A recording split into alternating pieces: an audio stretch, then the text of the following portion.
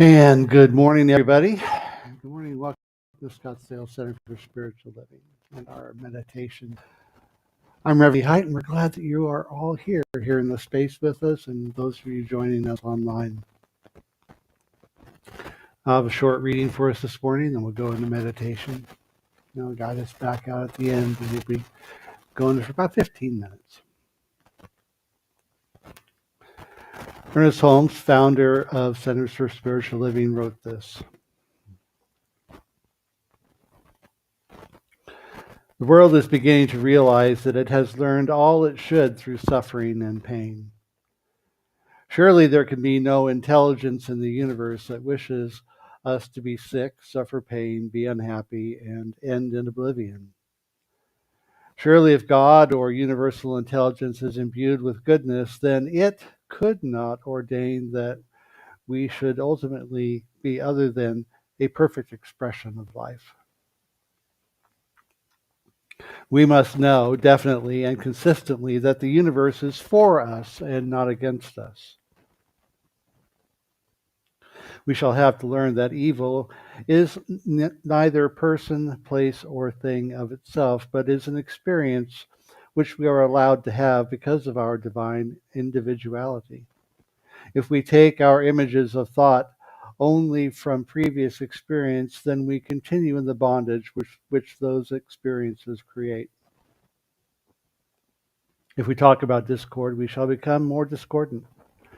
The more the world arms for war, the more certain it is that there will be war. Eventually, we shall understand that all human bondage is an invention of ignorance. Someone may say, I cannot imagine God not caring. I cannot either, but we are dealing with law. Does the law of electricity care whether it cooks the dinner or burns the house? Whether it electrocutes a criminal or warms a saint? Of course it does not. Does the urge which impels people to express care, whether a man kneels in ecstasy or lies drunk in the gutter? We are dealing with law, and it follows that since we are dealing with law, it will ultimately bring back to us the result of the forces which we set in motion through it.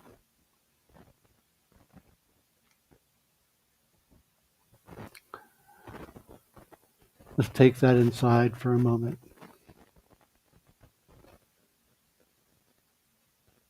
And remember that that which we give attention to will inevitably grow. So today we focus on love and joy and peace. We focus on happiness and health and wholeness, prosperity and well-being.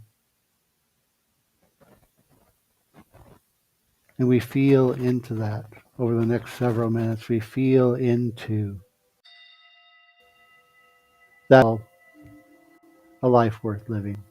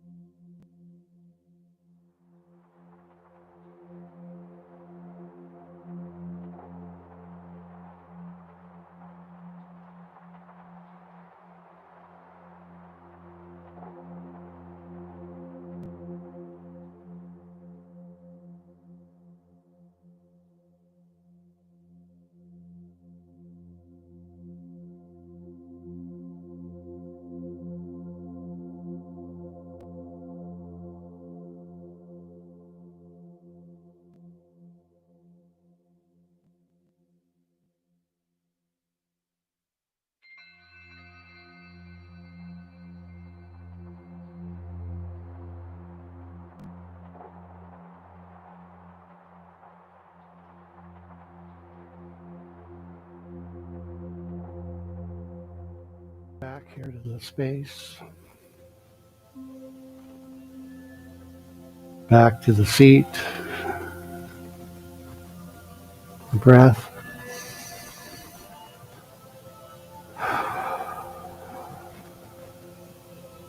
Wiggling our fingers and toes, and when you're ready, just opening your eyes.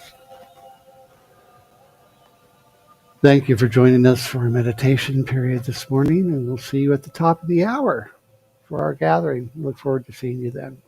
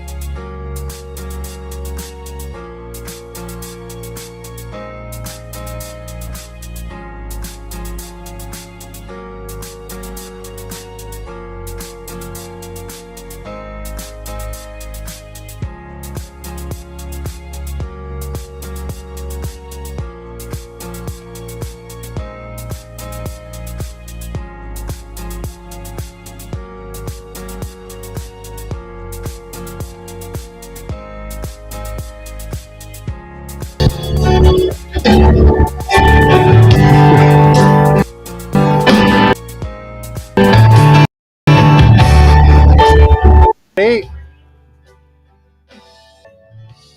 Come together, heart and soul, as we love together. Young and old, we will sing together, together in one song.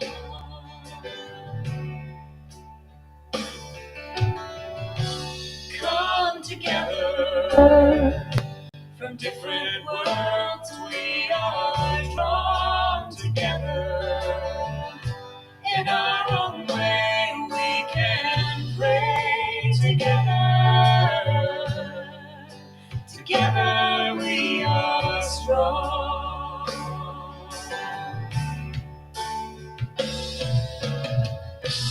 I see God in you. You see God in me. One path, one vision, one family.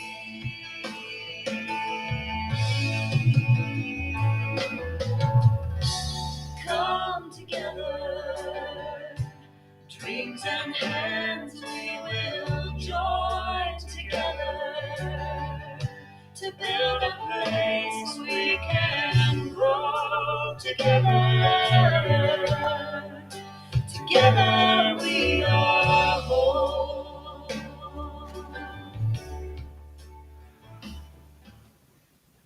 Okay, good morning, everybody, and welcome to Scottsdale Center for Spiritual Living. I'm Reverend Lee Height, and I'm glad you're here. And welcome to everybody joining us in our virtual community today. We're glad you're here as well. Welcome especially to anyone who is here for the very first time. We're thrilled to have you visit us and hope you find us to your liking.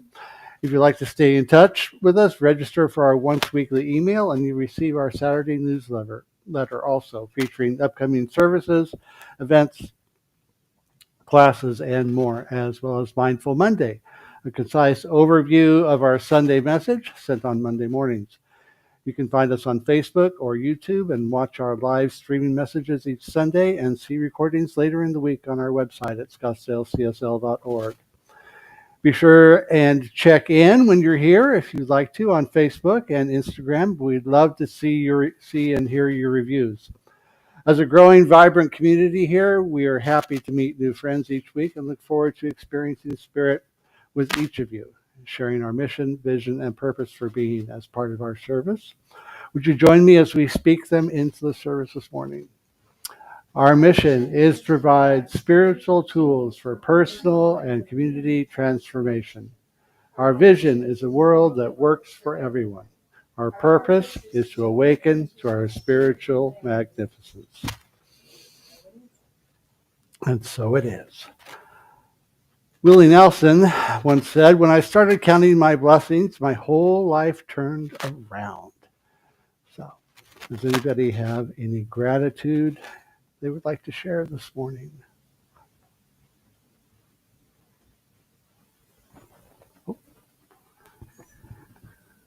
I'll go. Okay.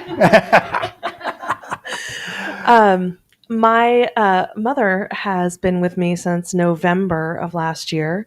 It was going to be kind of a short visit, but the project that she's working on wound up taking significantly longer than anybody expected. But what I love about this time that we've gotten to spend together is we've really just gotten to know each other on a deeper level, and we've gotten along the whole time, which is also fantastic. And I'm really going to miss her when she goes, even though, we both are feeling like the pressure of this shared space. We're still just like, you know what? I really love you. And so I'm grateful to get to have spent that time with my mom. Yay. Yeah. Anybody else? Okay, Diane. That's time you'll always be happy about. So I'm just happy to be back with all you guys. I had a little out of town trip and it all went well, and happy to be back. All right, wonderful. Thank you. Anybody? Yes. Sorry, Lori. That's okay. I'm super grateful for all opportunity that's flowing to everybody here in this room right now. I'm grateful for Ayurveda for bringing me back whenever I stray. And really grateful for live music and friends and fun and plans. And just grateful for today. All right, thank you.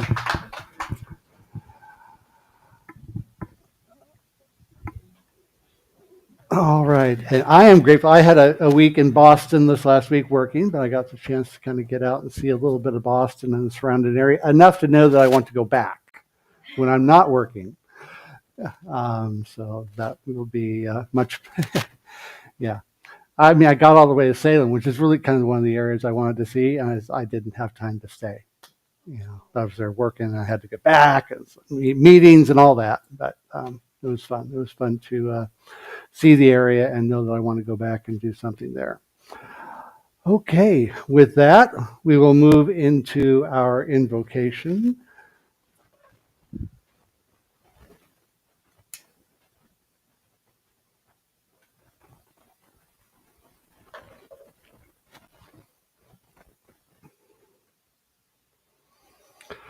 And if you join with me, we turn within this morning, recognizing the one infinite power and presence, an infinite and divine intelligence in which we live and move and have our being, and it in us, as us, through us, around us, right here and right now. We understand that it is love, the givingness of spirit, the givingness of light and life and truth.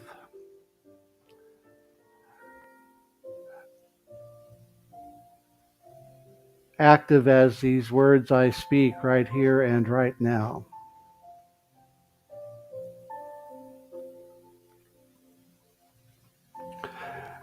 And so we step into this time together, knowing that each and every one is blessed and is a blessing. Knowing that Reverend Jill's message this morning is one that uplifts us, inspires us, causes us to reflect and learn and grow. Causes us to find a way, a path forward to celebrate life and celebrate each other.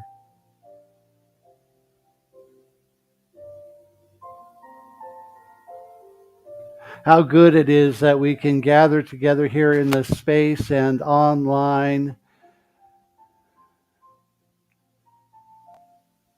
expanding in our ability to experience and express the divine in all life and in us.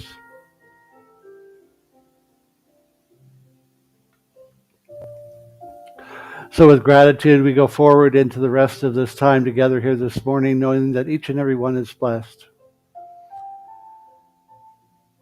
And we celebrate the blessing as well on all those around this world engaged in their own spiritual practice. For though there are many paths to the one, there is only one.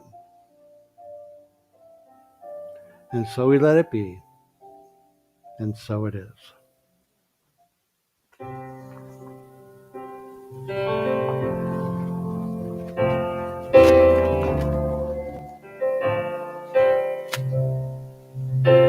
You are blessed. You are a blessing.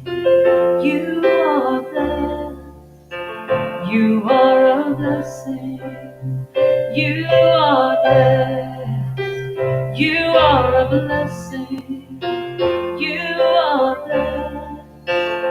You are a blessing. You are blessed. You are a blessing.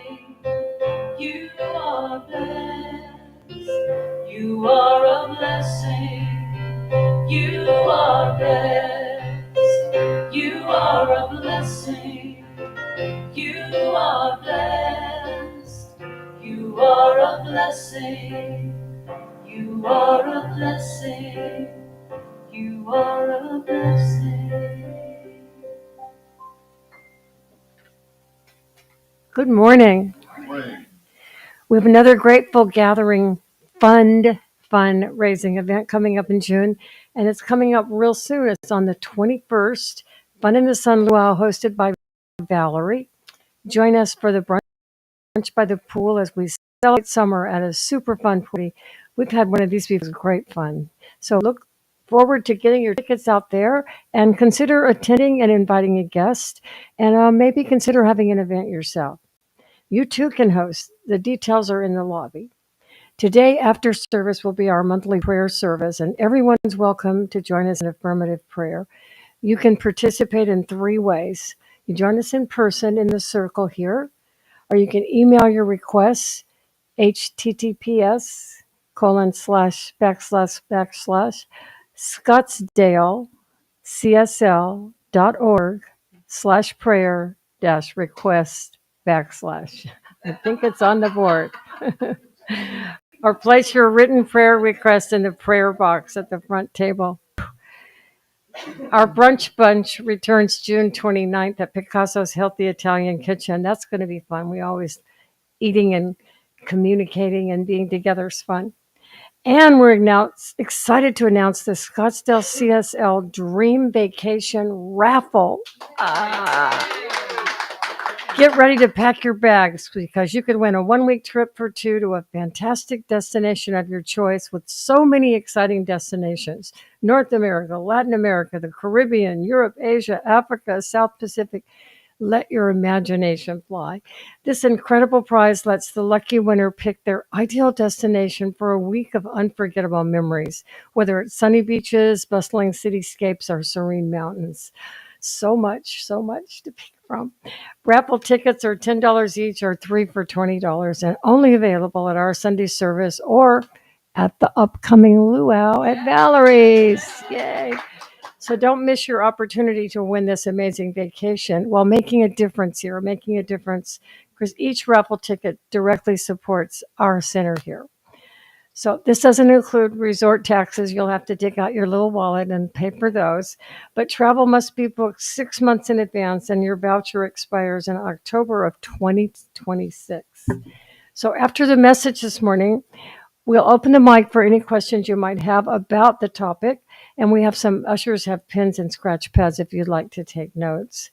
I also want to say our very own Joe Hammer's wonderful book, The Unconscious Authority, has an updated second edition, and it helps you break through barriers and banish those limitations that you probably don't know you have. But the second edition is wonderful, and it's here. Good for you, Joe. And we love music here at Scottsdale Center for Spiritual Living. And today we welcome the delightful, talented Jennifer Sheets, If I Were Brave. Yay. Thank you so much. Well, as Diane said, this song is called If I Were Brave. It's by Janice Stanfield. I hope you enjoy it.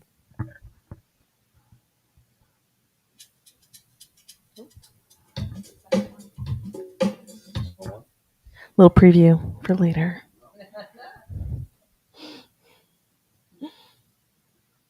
That's all right.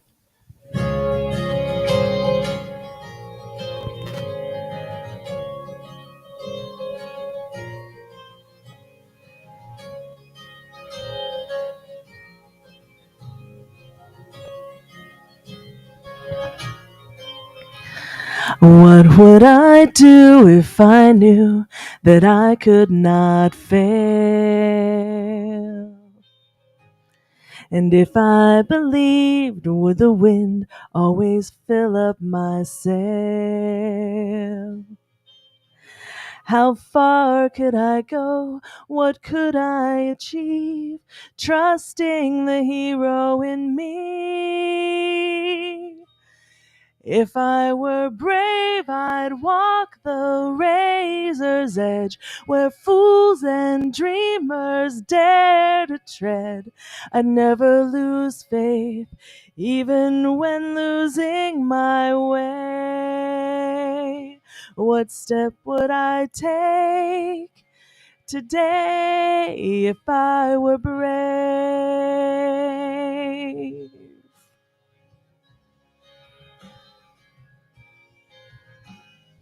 What would I do if I knew what could they dream? And what would you ask if you knew you could have anything? Like the mighty oak sleeps in the heart of a seed, are there miracles in you and me? You know there are. If I were brave, I'd walk the razor's edge, where fools and dreamers dare to tread. I'd never lose faith, even when losing my way. What step would I take today if I were brave?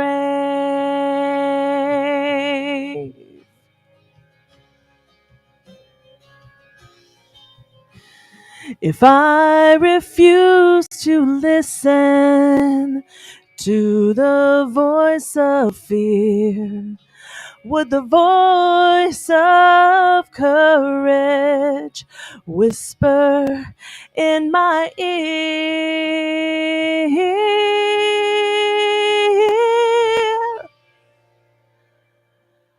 I am brave, I'll walk the razor's edge, where fools and dreamers dare to tread.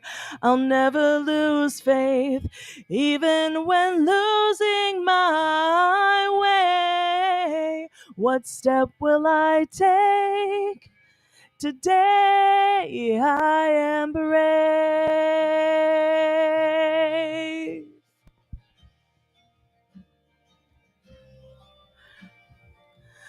What will I do today? I am brave. What will I do today?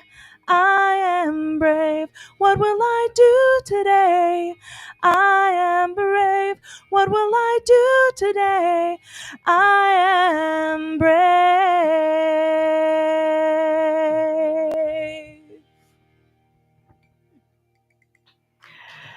Thank you. Yay, Jennifer. Thank you. Beautiful. Wasn't she good? Wasn't she good for our anniversary? Oh my gosh. I just can't stop talking about that. So, are you feeling brave today, my friends? Are you feeling brave enough to transform your limiting beliefs? Oh, good. I'm glad you came then. Okay, we're going to start with wildflowers. How about that? Anybody ever seen the wildflowers in Arizona in the springtime? They're so beautiful. So imagine it's early November. That's a nice journey, right? Imagine it's early November and you've got a bucket full of wildflower seeds and you go out in your yard and you just toss them out in the yard. You walk in, get distracted, and you forget about them. You forget about them completely. Do you have wildflowers in the spring? Sure you do. Because that's the law of wildflowers, right? They are planted in the fall and they come up in the spring. There's a law of your life as well. There is a law of your life as well. And it moves and is motivated to move by your thoughts, by your consciousness. The challenge most of us face, though, is that we're too busy working on the things that are uncomfortable to pay attention to the things that we are truly seeking. It's easy to get distracted. We get distracted with things like worry and fear and doom and gloom and financial failure and all that stuff. And when we get caught up in that stuff, those thoughts have a tendency to start out picturing in our life. Let me give you an example. Let's say we are very focused on a war that's happening somewhere on our planet. We listen to every newscast. We go onto the internet and we seek out commentary. We watch blogs. We read blogs. We watch blogs, I guess they are. We research. We hold signs, we raise flags, we do everything we can, we contribute money, we're all over this. And we're very upset by it. And I'm not saying war is not upsetting, it is. It is. And yet, we're not going to necessarily see war in our lives, but what we might see is how rude all the drivers are in Phoenix. They cut me off all the time. They ran a red light and almost hit me. And my friends just don't get me anymore. I don't know why. They're just so upset with me about things. And, at work, I've just got a problem with this person and it's just not getting any better and the boss won't fix it and I don't know what's going on. Those are the types of things that start to outpicture in our lives when we are focused in all those negative areas. I'm not saying that war is a bad thing to say, peace, it's bad, go away. I'm not saying that. I'm just saying be aware of what it is we are planting into our subconscious because the law simply works, right? The law simply works. So as I said, today we're talking about transforming those limiting beliefs. Ernest Holmes, as you know, is the author of the Science of Mind text that we teach from here. And the basis of that, one of his foundational concepts, is the idea that when we change the way we think, our lives will change. Change your thinking, change your lives, right? When we change how we think, our lives change. Okay, how do we do that? How do we do that part, right? In my experience, there's basically 3 steps. Basically 3 steps. I'm oversimplifying, but we're going to start with the 3 steps because they're big steps. The first one is to realize that there's a problem. Until we can make the connection in our mind that what we are thinking about, the way we are thinking, is starting to outpicture, and we're starting to see this in our environment, until we make that connection, we're unaware that there's a problem. A lot of us believe, a lot of people on our planet believe that there's no correlation there, that we're just at the mercy of fate, good luck, bad luck, a condemning God of some sort because we sinned as birth, whatever. So that's step 1, is knowing there's a problem, waking up and understanding that connection. And we've got a reason to change. Science of Mind says law is set in motion by consciousness. Law is set in motion in our lives by consciousness.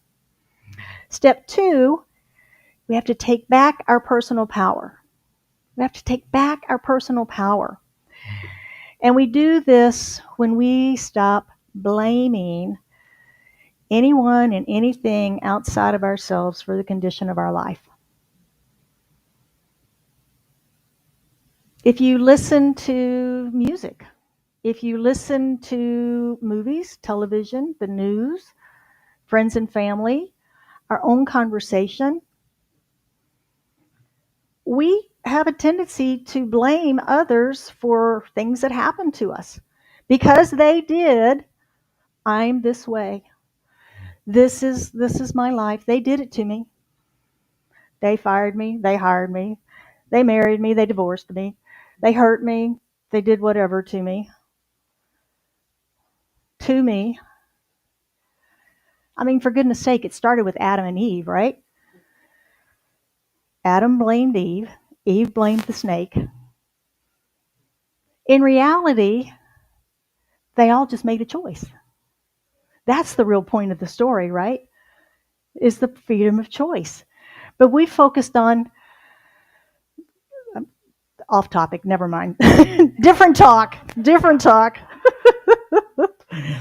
So anyway, letting go of the blame game. That's step 2. When we blame someone else, we have given them the power. Because now we say, they hurt me, that's on them. But I'm always going to carry this hurt because of them.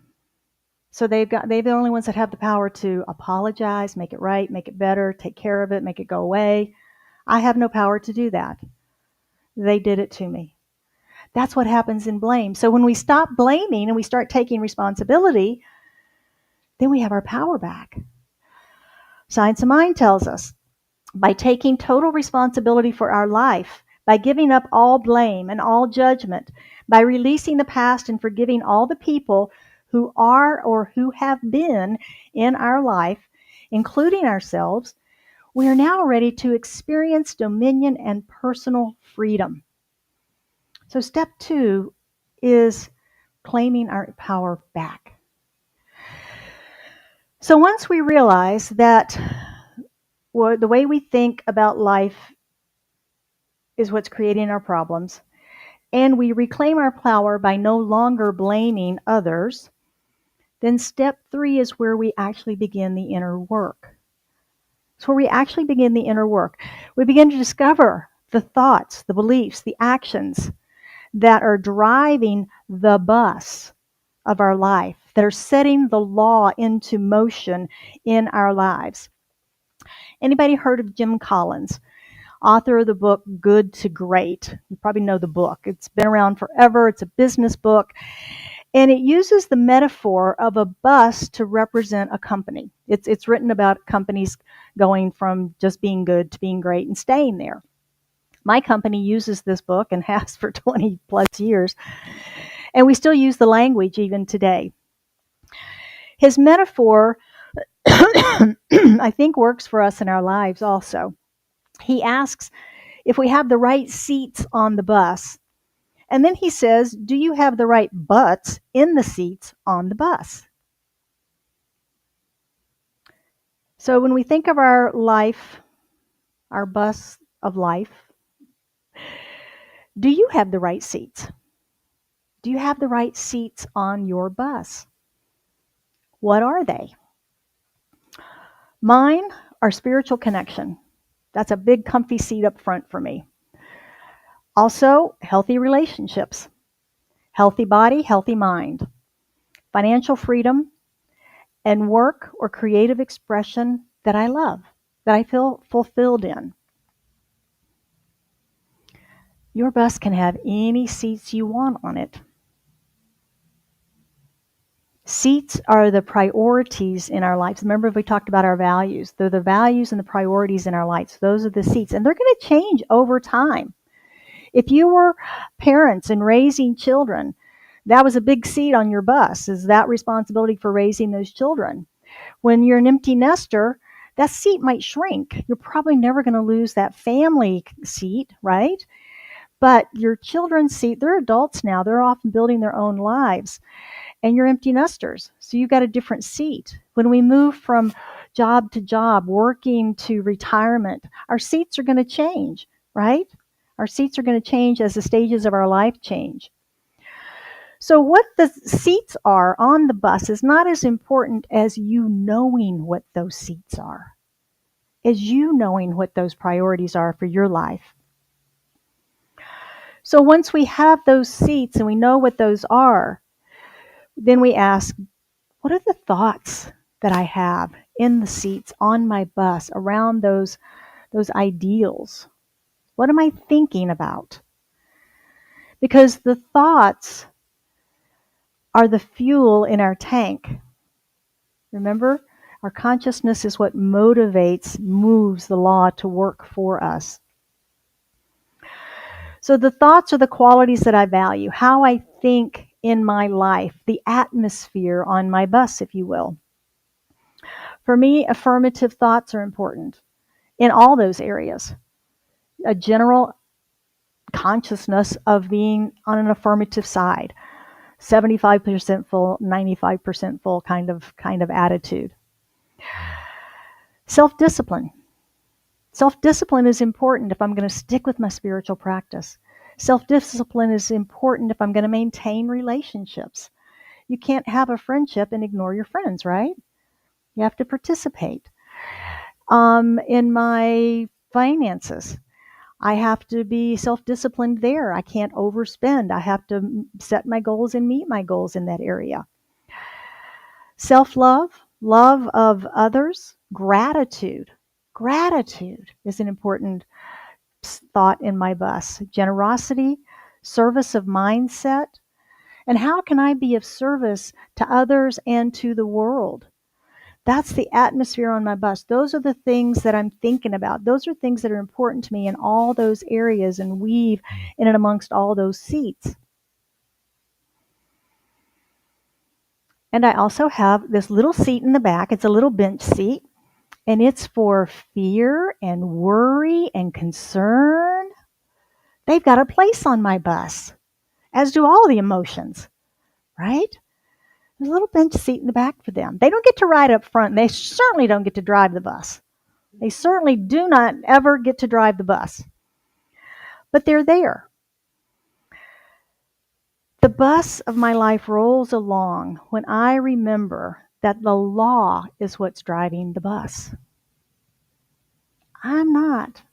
I am navigating. I'm putting fuel in the tank, but the bus is doing the actual physical driving. That's the law. That's the law.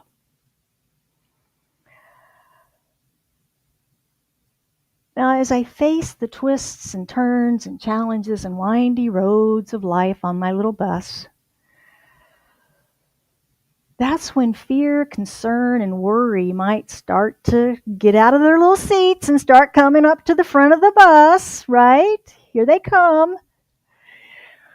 I look at them like road signs. If you've ever been driving and you're in an unfamiliar place and you're paying a little closer attention to the signs maybe to see what's coming up ahead, and boom, you get a warning sign, road work ahead. And that doesn't say slam on your brakes right here and now, does it? That's not what these things mean. They're warnings that, hey, pay attention. Something's going to be different up ahead from what you've got right now. Maybe it's a bump. Maybe it's a detour. Maybe there's a person up there with a sign that's going to make you slow down or something, but just pay attention. Maybe slow down a little bit. See what's coming. That's how I look at when I've got feeling fear or concern or worry about something. It's like, okay, what's different? Why am I feeling this? And I check in. It's a time to check in. Once that danger is past, though, once whatever it was has passed, then I can send those little feelings back to their little bench seat in the back and get them tucked back in where they belong and ready for the next signs. And I go back up front with a little hope and joy and peace and harmony, and we start singing our little song, "The wheels on the bus go round and round," right? And there we go down the road. So what are the seats on your bus? And what is the destination that you have set? What is the destination that you've set? This is our year of intentional living. We've been talking about that throughout all year. We set our intentions in January. We're talking about intentional living. And today we're talking about the law, and the law works for us based on our intention. So what is the destination that you've set for the bus of your life? What is the octane of the fuel in your tank? Got jet fuel in there? Or you have that low 87 stuff or whatever it is that is in the tanks? Yeah, what's in your tank? What are you fueling that law with? How are your thoughts motivating the law of your life to move forward? Well, I want to continue with our bus metaphor. Some buses have a luggage compartment underneath where luggage and stuff goes. So imagine you're going down the road of life on your bus and everything's going along well. You're singing your little song. And down in the luggage compartment, a whole crate full of howler monkeys gets out. And they are having a heyday. They are howling and screaming and running around and knocking stuff over and making lots of noise and a big old mess. That's your inner critic. That's your monkey mind, literally. That's your subconscious and the stuff that's going on that you're up there singing away in your bus going down the road, not even aware of what's happening many times in our subconscious.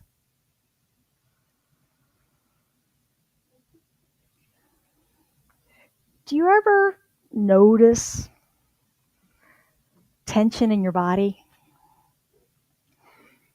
I do when my shoulders are up around my ears like this. I might be typing on something and suddenly I'll go, God, my back. Oh, what is going on? Why are my shoulders under my ears? Huh. Am I stressed? Am I worried? Am I afraid? Okay. Breathe.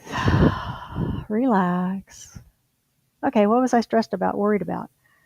It's not conscious, right? I couldn't find it consciously. I don't know. So when that happens, it's a time for me to use some affirmations to begin to affirm my good so that whatever that subconscious has got me concerned, because my body doesn't lie, right? Body doesn't lie. Whatever's going on, I can use some affirmations to change that. Think of a cup of coffee or a cup of tea, about a half a cup. And this half a cup of coffee is about 3 days old. You've forgotten, left it out on the patio table when you had your coffee early one morning before it got too hot. And you look out and you see it and you go, oh man, okay. Go and you get the coffee, you bring it in and it's really dark and black and nasty. Or if you put cream in it, it's nice and curdled and gross, right? So you go into the sink, you turn the water on, and first as the water hits it, you notice that the coffee begins to get lighter and lighter and lighter and lighter and lighter until it becomes clear. That clear, clean water has completely dislodged all of the dark coffee. And now you've got a cup full of clean water. That's how our affirmations work in our subconscious. When we continue to pour in the good, we flush out all of those, we replace all of those negative thoughts. We replace and transform them. I call these our rescue affirmations, and they're an important part of our spiritual toolbox, something that we can go to when our shoulders end up around our ears, our fists are clenched, or whatever, grinding our teeth, or whatever the stress activator in your body is, wherever you carry it in your body. We can begin to use our affirmations to help us release and transform that. So when we see those warning signs and the fear and the stress starts to creep up, it's when we're worried about something that might happen in the future and so worried about it that we even start to hyperventilate right now. Ever done that? Get so worried about something that might or might not happen, but you're actually almost hyperventilating now? Yeah, we can get wound up. So we create these on our good days or better days, right? It's like building an emergency kit. You don't do it in the middle of a forest fire. You do it before the forest fire happens. You've got your kit ready to go, right? So we get our rescue affirmations ready. Some examples. There's nothing outside of God, no matter how life appears to be. There's nothing outside of God, no matter how life appears to be. Love is all there is, and I choose to be love in this moment. I am one in the one. We are one. I take responsibility for my life. I refuse to blame anyone for my conditions. Relax, release, breathe, let go. Conscious and repetitive affirmations will neutralize unconscious negative thoughts.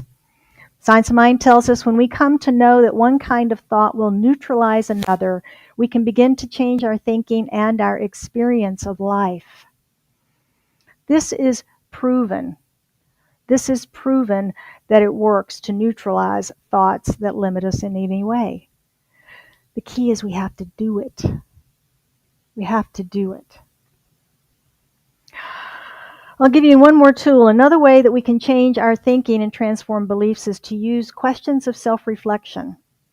Self-reflection is a very key ingredient to living a spiritual life. We have to know what we're about. We've been born and we've lived a long life. And during that time, we've developed ideas about ourselves, about the world at large, about how things work, how things are. We know. And until we reflect on that and understand that about ourselves, it's like our first step in the process of transforming beliefs. We have to know there's a problem. We have to know what we think. We have to know what we're about if we're going to change it or adopt it, keep it, whatever it is we want to do about it. The self-reflection is a very important piece of our spiritual study. Some questions include, who am I? Who am I being in this moment? That's a good one to ask when you're in a challenging moment. If you can become consciously aware enough to take a minor little step back, who am I being in this moment? Who do I want to be in this moment? Who am I becoming? Who am I becoming? Why am I fearing the future and missing this precious moment in my life? How can I be present now? How can I see this from a higher perspective? Can I find a win-win for everybody where nobody loses, nobody fails? Is there a third way that I've not thought of yet? Can I get out of either or thinking, black and white thinking? And one of my favorites, thank you, Beverly, if you're watching this morning, is asking, what would I prefer instead of this? That helps us to shift out of whatever's in the moment that we're focused on, that we don't want, that's uncomfortable. What do I want instead? Oh, yeah. And we can turn and focus on that and affirm that over and over and over again until we forget about this and it just goes away.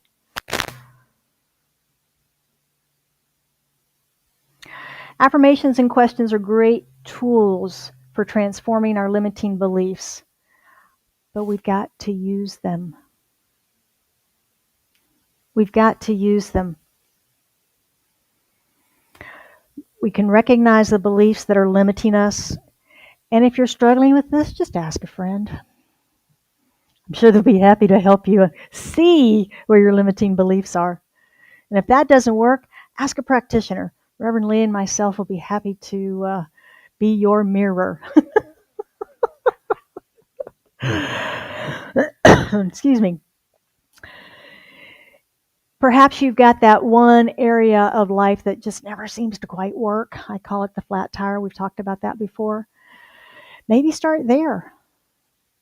Why am I not ever happy in relationship? Why am I not ever financially secure? Why am I not ever healthy? Why am I not ever in a great job that I love? If there's any of those areas that are that, yeah, everything works really good, that one just doesn't seem to work real good. Work there. Start there. Start there and ask the questions. Start there and build your affirmations.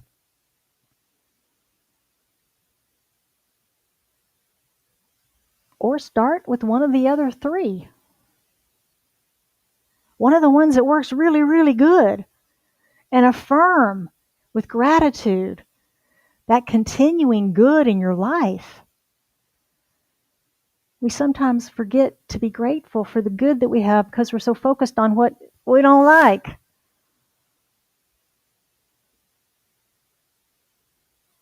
Adding gratitude to our emergency rescue kit reminds us to be grateful for it all. Everything. Because in reality, it's all good. The universe is for us. And it always, in all ways, is working in our best interest. If you would like to embody these practices and get more details from today's talk, I invite you to sign up for our Mindful Monday /newsletter. And you can do that in the lobby with QR code or on our website. This week's practices are Define your seats on the bus of your life. Become clear on the thoughts around those seats. If the right thoughts are not in the right seat, rearrange or change them. It's your bus. You can invite thoughts and seats to leave. You can invite them to come on board, new ones. It's your bus. Number 3, make sure you have a clear destination. You don't need to know the way. You don't need to know how. Your driver, the law, knows exactly how to get you there. Anybody ever taken a Lyft or an Uber, Waymo, whatever that's called? Have you ever done that? Ever give them directions when you get in the car?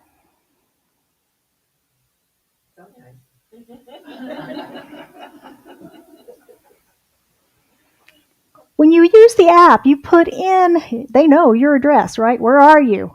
I'm right here. Where are you going? I'm going here. Okay, got it. They show up, they have that information. We get in the car and we want to say, no, you can go around this way. Oh, no, you can go around that way. Oh, it's shorter to go this way.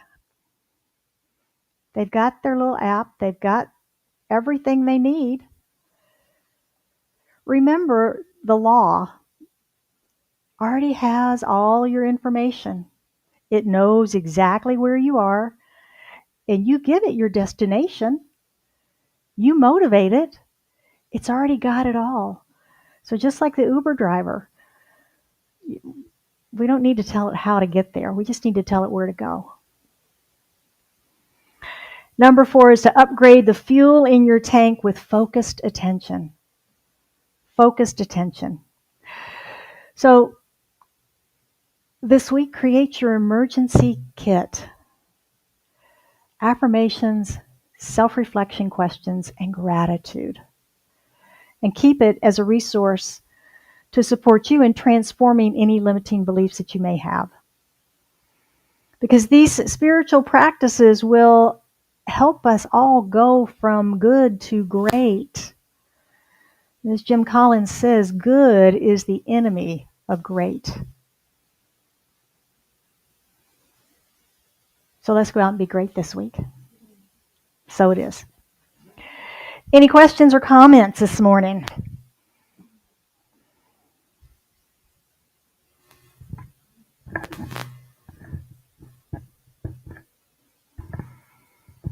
The wheels on the bus go round and round. I thought it was particularly funny because about the monkeys getting out of the airplane, because when I was really young and flying out of Newark, TWA flew these little airplanes, 727 quick change, that were cargo planes, and then they were passenger planes, and they were carrying this great load of monkeys, and the monkeys got out and opened all the other doors of all the monkeys, and they opened the cargo thing, and there were like monkeys everywhere. For real. And I was on another airplane, and I was just hysterical. It was just like monkeys running all over the airport. But it was a moment for reflection here. Only Diane would have a monkey story. You need to write a book, all your stories. It just reminded me. That's funny. That's funny. Anybody else?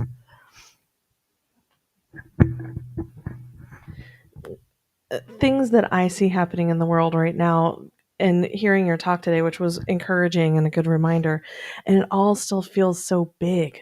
Like, okay, I can focus on what I'm thinking and feeling and putting out, and the universe is working toward my good as it's working for all of our other good. It's just hard to understand how that can be true, and also these other things can be true. Mm-hmm. It's terrifying and frustrating and like confusing all at the same time. Mm-hmm. Mm-hmm. Yeah. I assume you're talking about national politics and things and events and all of it. More immediately, yes, and then also like other things that are happening in the world. Yeah. Feel so far away, but believing and understanding that we are all connected, it still feels local. Yeah, it does. And that's the hard part of our teaching. It really is, to recognize that We are in the world and not of it. And for me, I get overwhelmed with that too, that I'm only one person. And it's like one in consciousness. One in consciousness is a majority. And our work is to encourage others to see things differently, to know that truth with us, rather than succumbing to the, oh, ain't it awful? Oh, ain't it awful? Oh, ain't it awful? Let's commiserate and talk about how bad things are. Because that's where we go. And the more we do that, the bigger that gets. So reducing that back down and going, yeah, I remember that it does look scary right now, but I don't know what the really big picture is. I just know that in the really big picture, everything's fine.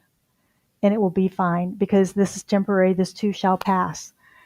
And right now in this moment, I'm okay. You're okay in this moment right here, right now. And that's all we have is this moment. And bringing ourselves back to the present moment, bringing ourselves back to the breath, and keeping our own self centered and calm to do whatever our work in the world is, whether that is being active in social justice or any of those arenas. When we do it from that centered place, when we do it from that place of high consciousness, holding the high watch, as Emma Curtis says, then we're a force for good in the world. We're not just tearing down more of everything. Does that make sense? It's the hard part of our work is to stay centered, stay centered. That's why we come here on Sundays, is so we can come into community and remember who we are, remember our light, remember to stay centered. And whatever it is that is the seats on our bus, whatever that seat on we're on our bus and we interact with the rest of the world. But how do we do that? How do we interact with the rest? Are we doing it from the place of center? Are we doing it from a place of God? Or are we doing it from a place of the howler monkeys in the cargo bin? Joe.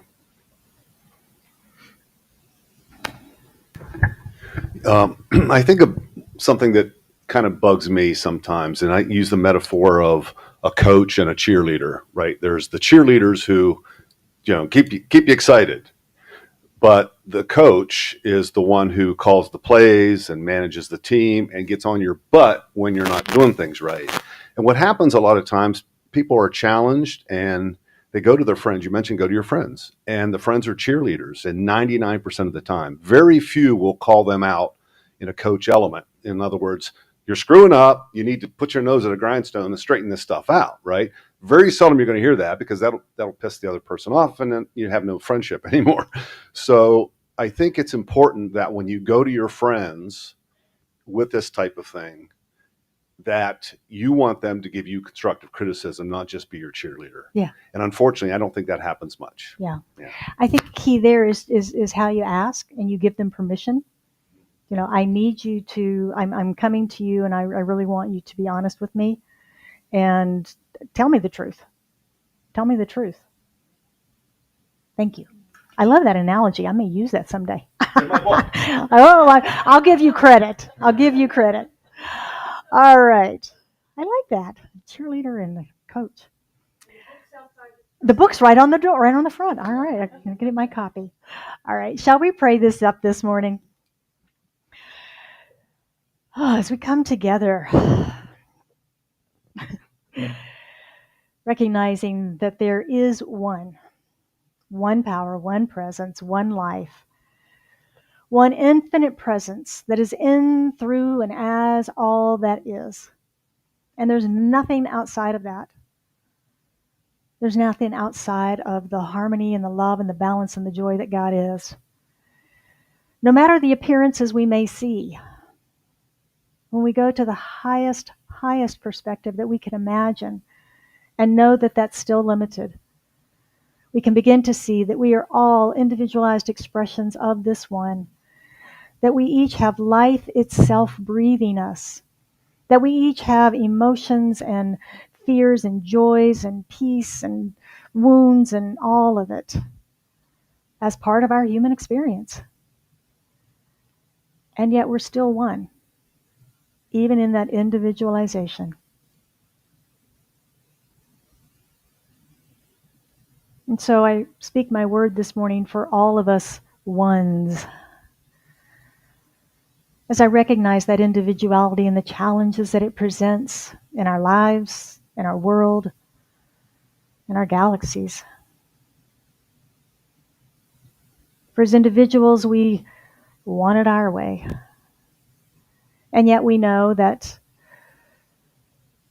working together is powerful and important as well. And so we take responsibility for our lives, recognizing that we've been gifted with that power of choice, that power to decide, that power to choose. And we do that from the place of our centeredness in the divine, recognizing all of our brothers and sisters on the planet. And rather than calling people out, we call people in. We invite the conversation. We invite truth-telling. We invite peace. We invite love. And we invite communication and conversation. Oh, what a world we would have were we to practice all that.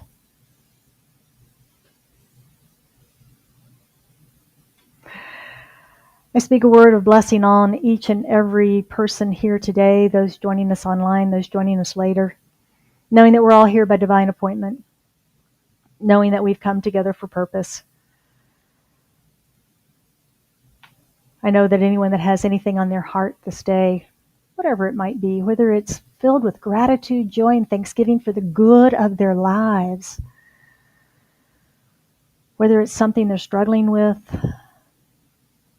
whether it's a health challenge, just knowing that health is revealed, that healing is revealed in, through, and as them, knowing that joy resides, that love expands, and that we're all healed, whole, perfect, and complete.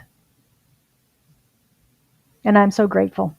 Grateful for this center and all those who attend and support it. Grateful for this prayer and its manifestation. Just grateful for it all, for I know that it's all good, it's all God, and it's all unfolding exactly as it should. And so I release this prayer into the action and activity of law, knowing that it is done, it is so. And we affirm that truth together by saying, and so it is.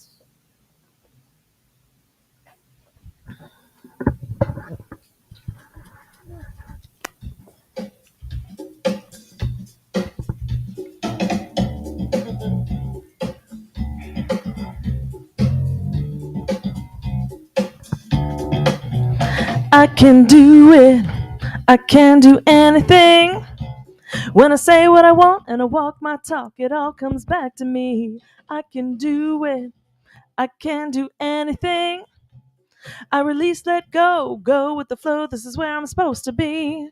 Today I say I'll get out of my way and live the life that's meant for me. I'll state my claim in Spirit's name. I choose my destiny. I can do it. I can do anything. When I say what I want and I walk my talk, it all comes back to me. I can do it. I can do anything. I release, that go, go with the flow. This is where I'm supposed to be. Right here, right now, today I choose how to be all I can be. I can heal my life, let go of the strife. I embrace the mystery. I can do it. I can do anything. When I say what I want and I walk my talk, it all comes back to me. I can do it. I can do anything. I release, that go, go with the flow. This is where I'm supposed to be. I can do it. I can do it. I can do it. Yeah.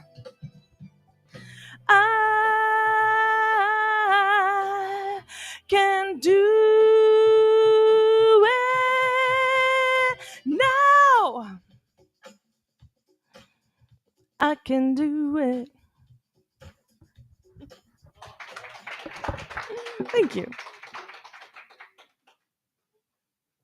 All right. Thank you, Jennifer. And thank you, Reverend Jill. Great message this morning. Bravo. All right. Now's the time for our grateful giving.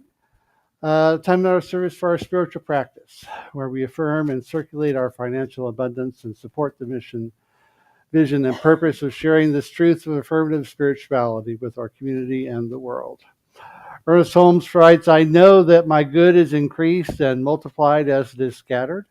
I am both an inlet and an outlet for the passage of divine love, life, and power. Wherever I go, then I shall impart the divine blessing which I have received.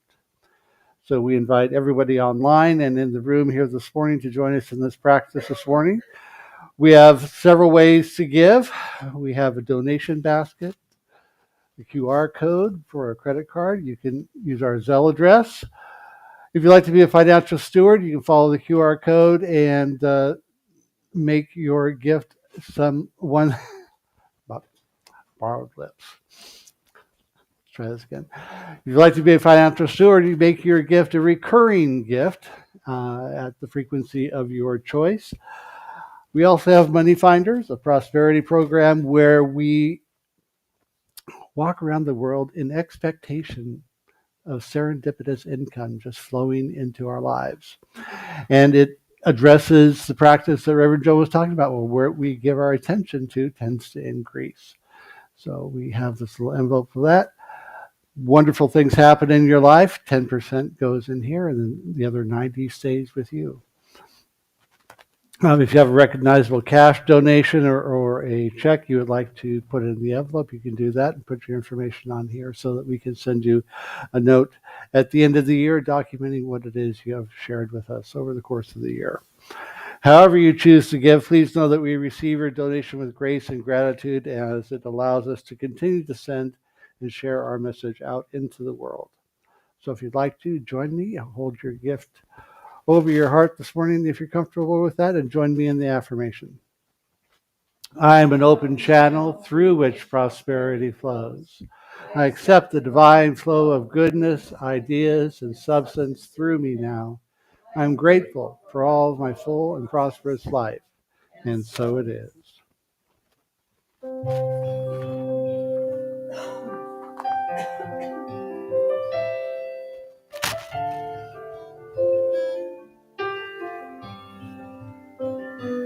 Gratitude before me, gratitude behind me, gratitude to the left of me, gratitude to the right of me, gratitude above me, gratitude below me, gratitude within me, gratitude all around me. I'm so grateful. I'm so grateful. I'm so grateful. I'm so grateful. I'm so grateful. I'm so grateful. I'm so grateful. I'm so grateful. Gratitude before me, gratitude behind me, gratitude to the left of me, gratitude to the right of me, gratitude above me, gratitude below me, gratitude within me, gratitude all around me. I'm so grateful. I'm so grateful. I'm so grateful. I'm so grateful. I'm so grateful. I'm so grateful. I'm so grateful. I'm so grateful. And we are so very, very grateful for the abundance, prosperity, and gifts and generosity, for all the good that we have been blessed with today. We receive it knowing that it goes forward to bless, heal, and prosper the life of the center, those who participate in it, the community that we serve, the state, the country, the world. Because our message of affirmative spirituality goes forward as a result of receiving this good and continuing to allow it to flow in us, through us, around us, and as us in ever expanding and growing ways. And so we let it be, and so it is. All right. If you would like prayer today, you can leave a written request in the prayer box in the lobby, or you can go online to our website 24 hours a day, 7 days a week. Join us in our prayer circle just a little while after the service this morning. It is the second Sunday, and that is what we do here on the second Sunday. Remember to sign up to stay in touch with what's going on here at the center, our weekly newsletter and Mindful Monday. And while you're at it, sign up for Valerie's Fun in the Sun Luau on June 21st. We're looking forward to that. Also, save the date for June 29th when Brunch returns to Picazzo's restaurant for lunch after the service. Everybody is welcome to join. Get your dream vacation raffle tickets today and win a 1-week vacation for 2. Yay! Next week, we will continue our June series, Discover a Richer Life, with my message, Living in the Flow of Abundance. And we'll gather at 10 o'clock for the message, 9:30 for meditation, streaming live on YouTube and Facebook. Plus, there's the Wednesday night rebroadcast of Just the Message at 7 p.m. Pacific time on Facebook. That's it. Please stand for our affirmation and our closing song. If you join with me, I live in peace and share my joy. I am empowered by spiritual truth. Today I move from good to great, and so it is.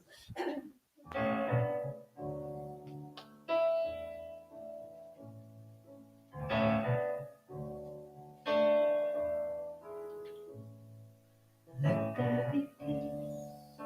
I am a stand for peace. Let there be love. I am a stand for love. Let there be joy. I am a stand for joy. We are making a new world. Let there be peace. I am a stand for peace. Let there be love. I am a stand for love. Let there be joy. I am a stand for joy. We are making a new world now. Let there be peace.